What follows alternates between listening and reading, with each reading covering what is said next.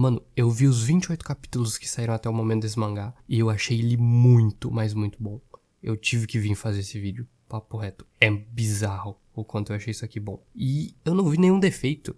E o melhor de tudo, ele é uma junção de Berserker, Vinland Saga, criaturas bizarras e cósmicas e ainda fala de conexões familiares, velho. Tipo, é o combo mais aleatório possível, mas isso deu muito certo, pelo menos nesses praticamente 30 capítulos que eu li até o momento e, cara, sem mais enrolação, vamos pra esse vídeo. Eu quero muito falar desse mangá. Centúria é escrito por um dos ex-assistentes do Fujimoto, que é o autor de Chainsaw Man. E se isso já não for desculpa bastante pelo tanto de cara bom que já teve escrevendo algumas obras aí e já foi assistente do Fujimoto, como por exemplo o autor de Dandadan e o próprio Gege Akutami, que escreveu Jujutsu Kaisen. Apesar do final não ter sido dos melhores, é uma das minhas obras favoritas e é um dos melhores mangás que a gente tem atualmente. Então, meu amigo, só sai cara bom de quem trabalha ali com o Fujimoto. Então, pode ter certeza, pelo menos o mínimo, esse autor de Centúria ele vai saber fazer, velho. Mas enfim, no começo do mangá nós somos apresentados a uma embarcação de 100 escravos. E guarda bem essa informação que ela vai ser bem importante lá na frente. Nós já vemos de início o capitão dessa embarcação e um dos soldados dele, conversando sobre os trajetos que eles iam pegar durante essa viagem e que aparentemente aonde eles iam passar não ia ser nada amigável. Mas mesmo assim o capitão ele ignora tudo isso, ele fala pro soldado deixar de bobagem e que eles iam seguir aquela viagem de qualquer forma, com ou sem coisas sobrenaturais naquele mar. Até que eles encontram um clandestino, uma pessoa que não era daqueles escravos e aparentemente ela estava ali no meio deles. E essa pessoa é Julian, o nosso protagonista, e que também é um escravo, mas ele não fazia parte daquele grupo ali exatamente. Ele fugiu do seu antigo dono e buscava entrar naquela embarcação para meio que viajar para outro continente e conseguir um sustento e conseguir viver por conta própria, sem ser um escravo mais. Mas o capitão diz que só tem comida suficiente para 100 pessoas, e mais uma pessoa seria obviamente um problema, então ele só fala para os soldados descartarem ele e o jogarem no mar. Mas os escravos que estão assistindo tudo aquilo ali falam que eles não podem fazer isso. O Julian é só criança, afinal de contas, não precisam matar ele necessariamente. Até que então os soldados só dão ouvidos quando uma das moças da multidão de escravos diz que ela vai dividir a porção da comida dela com ele. Essa moça se chama Mira, e depois que ela faz isso, vários outros escravos começam a falar que também vão dividir coisas com ele ou ajudar ele, para ele conseguir ficar ali naquele barco também junto com eles. E nisso o capitão da embarcação acaba cedendo, mesmo não querendo muito. E nisso eles acabam nomeando o Julian como o escravo número 101. Mas ainda Julian se perguntava por que os escravos fizeram isso por ele, por que as pessoas tentavam ajudar quem elas nem conheciam, ou sem receber nada em troca, o que era muito mais estranho para ele. Então a Mira explica que ninguém vê os escravos com o mínimo de dignidade humana, mas ajudar Julian e expressar compaixão com ele fazia com que eles ainda sentissem esse sentimento de dignidade dentro de si. Depois de algumas conversas, eles acabam indo dormir, mas enquanto tentava pegar no sono, o Julian acaba ouvindo a Mira cantarolando.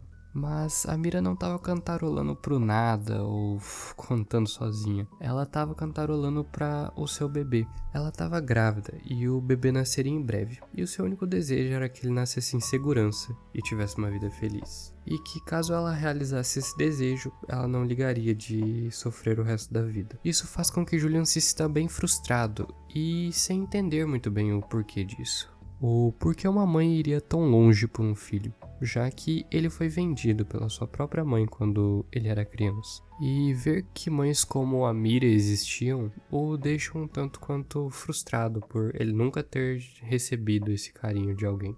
Mas então ela acabou abraçando e dizendo que mesmo neste mundo, amor e gentileza ainda existem.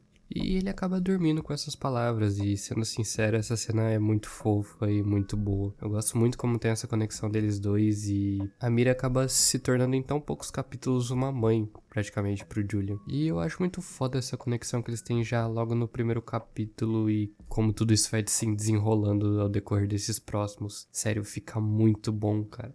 E eu acho surreal o talento que esse mangá tem de fazer essas conexões familiares serem tão fortes ao decorrer da obra. até o momento que eu li. Bom, alguns dias de navegação vão passando. O Julian e a Mira acabam tendo mais algumas interações fofas ali, de mãe e filho, até que acaba chegando uma tempestade durante a viagem. E então a gente descobre a real intenção do capitão para levar esses escravos juntos nessa viagem.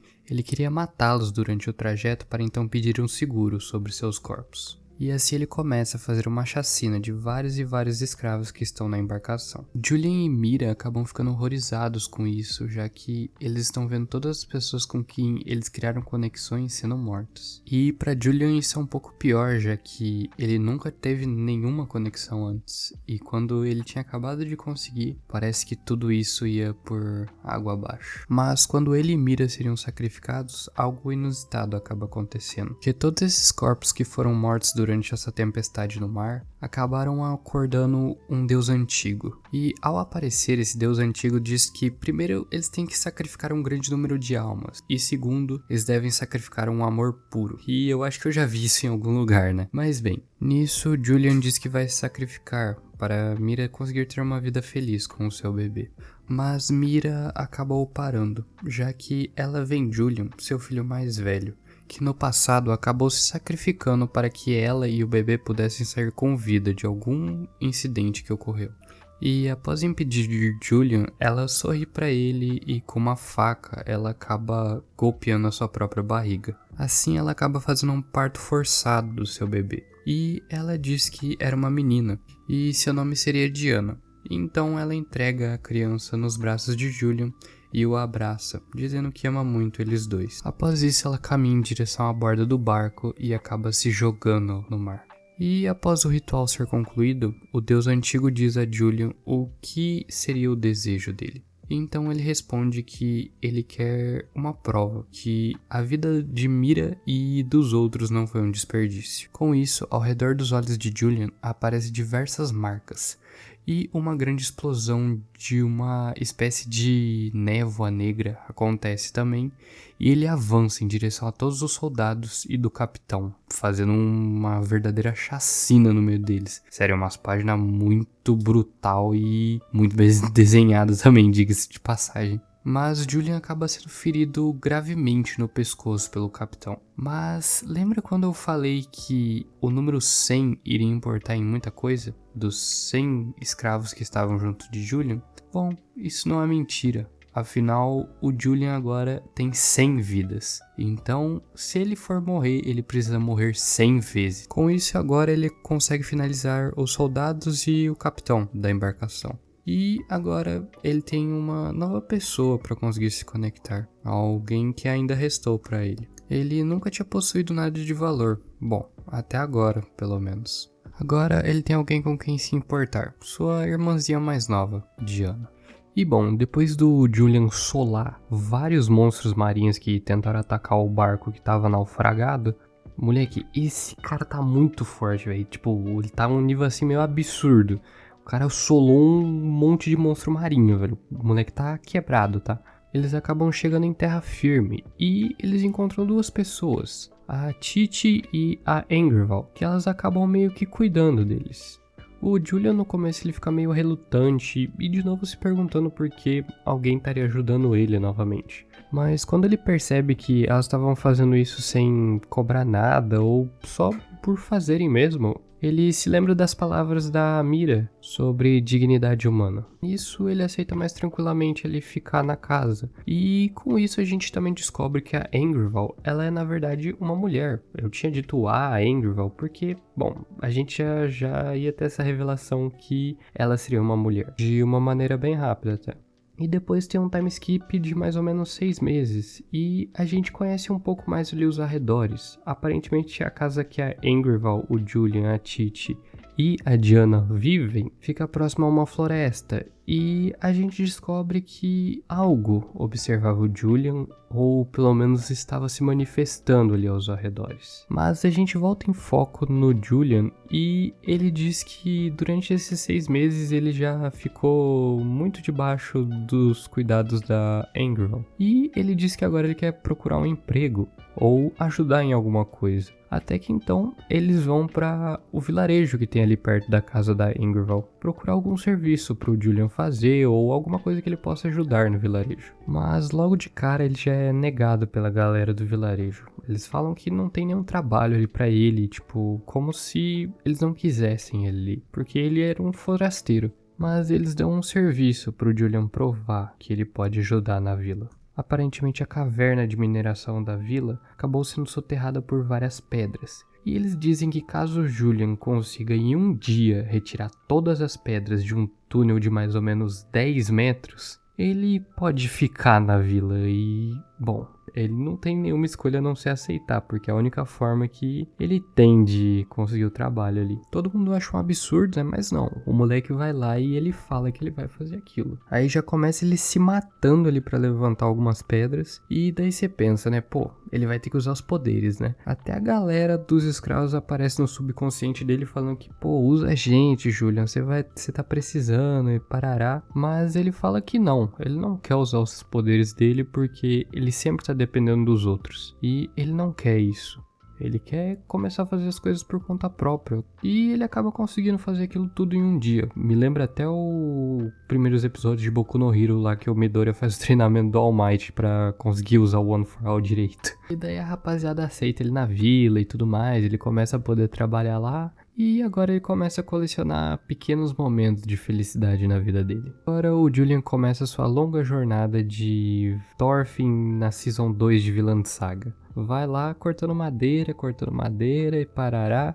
E nisso a gente começa a descobrir um pouco mais de como é a floresta ali. E que as profundezas dela geralmente guardam alguns deuses ou é um local sagrado para eles. E quem acaba adentrando muito profundo na floresta acaba nunca mais retornando de lá. E a Angryval, ela fala que ela também tem que investigar aquela floresta, porque ela é uma soldada do reino daquele país. E o rei acabou solicitando para ela que ela deveria investigar aquele local, porque esse local está ligado a uma profecia que tem a ver com o Lorde Supremo Misterioso desse país, que ele também é quem comanda a Angryval. E nessa profecia diz que o Lorde Supremo irá morrer e uma escuridão envolverá o mundo em chamas. Isso eles vão conversar com um velhinho lá da vila que ele aparentemente conhece bem a floresta. Mas ele já não bate tão bem da cabeça, mas ele fala que a floresta pode coexistir com eles em forma de paz, desde que eles não façam nada imprudente dentro dela. Nisso, o cara que explicou sobre as profundezas da floresta ali pra eles, ele fala que no dia seguinte eles vão caçar lá,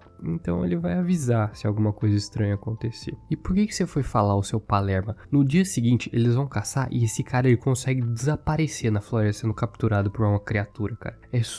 É uma sorte e tanto, velho. Muito bom a sorte desse cara. Nisso, a Angryval e o vovozinho lá que sabia sobre a floresta, eles decidem adentrar nela. Não só porque o vovozinho também conhecia a floresta, mas também o cara que sumiu é o filho dele, né? O Julian até fala pra Angryval que ele vai junto, mas ela acaba falando que não é pra ele ir, já que ele é só uma criança e ele não vai conseguir ajudar em muita coisa lá. Mas como o moleque não é bobo nem nada, né? Ele tava voltando ali pra casa com a Titi, mas ele entrega a Diana nos braços dela e fala que ele vai ir de qualquer forma. E ele vai tentar ajudar a Angryval. Já que ele acaba se lembrando que aquele rapaz que desapareceu na floresta, ele também tem uma família. Não só o vovozinho ali é o pai dele, como ele também tem uma filha e uma esposa para ele cuidar. Então ele não quer mais uma criança igual ele e a Diana passando pelo mesmo que eles estão passando agora, que é não ter uma mãe ou um pai presente por perto. Mudando agora o ponto de vista para Angryval e pro vovozinho de novo,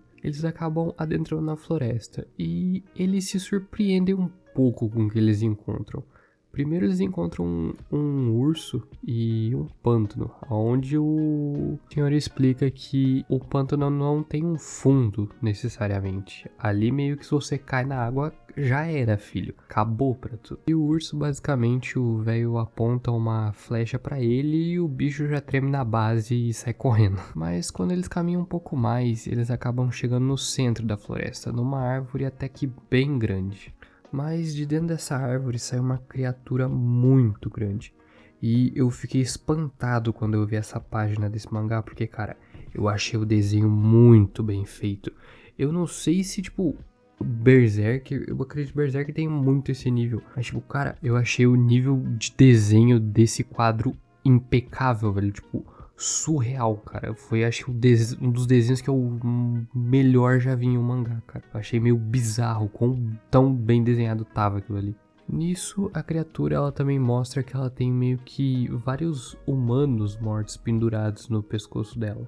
E meio que aqueles humanos aquele senhor já conhecia. Eram seus antigos companheiros de patrulha do vilarejo. Aquela criatura ela começa a falar um monte de coisas para irritar eles, principalmente o senhor. E eles começam a lutar ali. Nisso, eles tentam criar várias estratégias para conseguir lidar com aquele monstro, mas ele era muito mais forte. Mas eles até conseguem em algumas. E o senhorzinho mostra o quanto ele é brabo no arco. Ele acaba estourando em uma flechada uma das mãos daquele bicho. O cara é... O velho é brabo. Não é poucas não. E eles acabam conseguindo derrubar a criatura num daqueles pântanos que não tinha fundo. Mas a criatura acaba fazendo um soldado de madeira que volta pra superfície e acaba lutando com todos eles. Mas nisso já chega o Julian na voadora na cara do bicho e não dando tempo pra ele conseguir fazer alguma coisa contra eles. E a criatura ela percebe que o Julian não era pra estar ali. Na verdade o Julian ele tem um sangue chamado de sangue marinho agora. Alguém que veio dos mares. Então, ela como uma criatura da floresta, ela acaba percebendo que ali não é o local do Julian e ela odeia o fator dele estar ali. Mas não dá outra, o Julian arregaça o monstro e ele chega à conclusão que ajudar tantas pessoas é o que significa ser um ser humano. E ele acaba conseguindo tirar todo mundo em segurança dali, mas antes dele sair, ele acaba tendo uma visão de uma criatura como se fosse um deus antigo também, como aquele do mar. Só que dessa vez era da floresta. Mas aparentemente aquilo lá só foi uma ilusão no final das contas e eles conseguiram todos saírem em segurança. Com isso, a Angryval é hospitalizada e recebe todo um tratamento, e a gente acaba tendo um prelúdio da história da Titi e de como ela e a Angryval se conheceram. Mas isso tudo aqui vai ficar para uma segunda parte desse vídeo, porque se eu for contar tudo agora, esse vídeo aqui vai ter mais de meia hora, eu acho, para eu contar todos os 28 capítulos que saíram até o momento. Então, se você quer uma parte 2, deixa aí no comentário e também curte bastante esse vídeo e compartilha ele. Eu vou ficando por aqui, um abraço e fiquem bem. Até mais, galera.